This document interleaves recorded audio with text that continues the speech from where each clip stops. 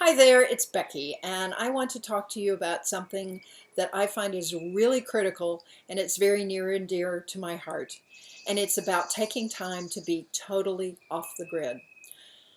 I just had a phone call with a dear friend this morning who said that last night she was at her group that she attends for people who are caring for parents with dementia, and she's among them. And at the end of the meeting, the other members of the group confronted her. She said they did an intervention on me, and they said to her, "You are burned out. You have to take a break." I, in listening to her, said, "You are burned out and you have to take a break. You have got to hand the reins over to other people. You just have to do it." I'm kind of a nut about this. I learned in my first job after college about burnout firsthand.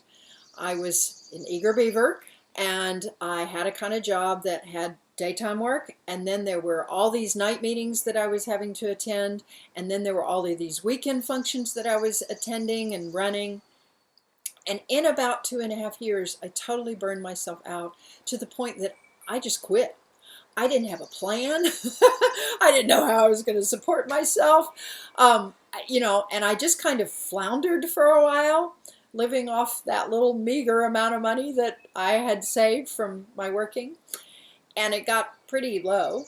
And then I got sort of a minimum wage job that didn't require that much of me, and tried to piecemeal a little of this and a little of that to make ends meet. It was tough. But I will say what I did was I learned the lesson. I have to work in sustainable ways. There's just not an option if I really want to do the things I'm passionate about and be living the life I want to live. And so I really have pretty much adhered to that throughout the rest of my life. And there have been times when I have been extremely busy, but it is tuning in enough that I have managed to stay sane and stay productive enough to accomplish what I wanted to accomplish. It is really important for you to take time off. And this means getting somebody to cover for anything that you've got to have coverage for, and making sure you put on your voicemail and your email that you will be out. You will be off the grid until some certain time. And then you will respond to everybody. And you have somebody in your life that is tending to whatever is a true emergency where you would have to be contacted. They have your contact information. But other than that, you go off the grid. Ideally, we should get off the grid, in pieces here and there. But there should also be a more extended period of time where you go off the grid. And you may get together with friends and family and just putz or putter or sleep, or you may go on an adventure, you may go on retreat or to some wonderful self-charging workshop. Doesn't matter. It doesn't have to be fancy. It just has to be off the grid. There is a difference between truly going off the grid and just sort of halfway going off the grid. Like you take a vacation, but you're still on email and voicemail. It is different. I have found the times when I am taking a break for some reason and I am still covering my psychotherapy practice, there's a little piece of me that is always aware that the phone can ring at any time with some sort of crisis. If I get a colleague of mine to cover for my practice, and all that information is known to everybody, there is a difference in how I feel and how I can recharge. It's just deeper. And that's important for you too. So that's what I've told my friend.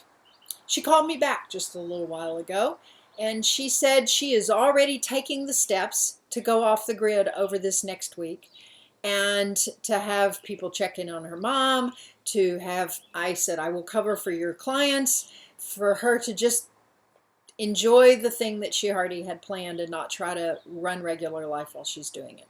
And she can feel it in her nervous system. When we want to live in resonant coherence, in order to resonate with the coherence that's out there, we have to have times where all of the regular daily stuff goes away and we truly can feel that there is this wonderful support that is available to us whenever we need it. So, my task to you is to make sure that you have some time when you are going totally off the grid and you are not responding to email, you are not responding to voicemail, and you are doing something that is lovely and restorative to you.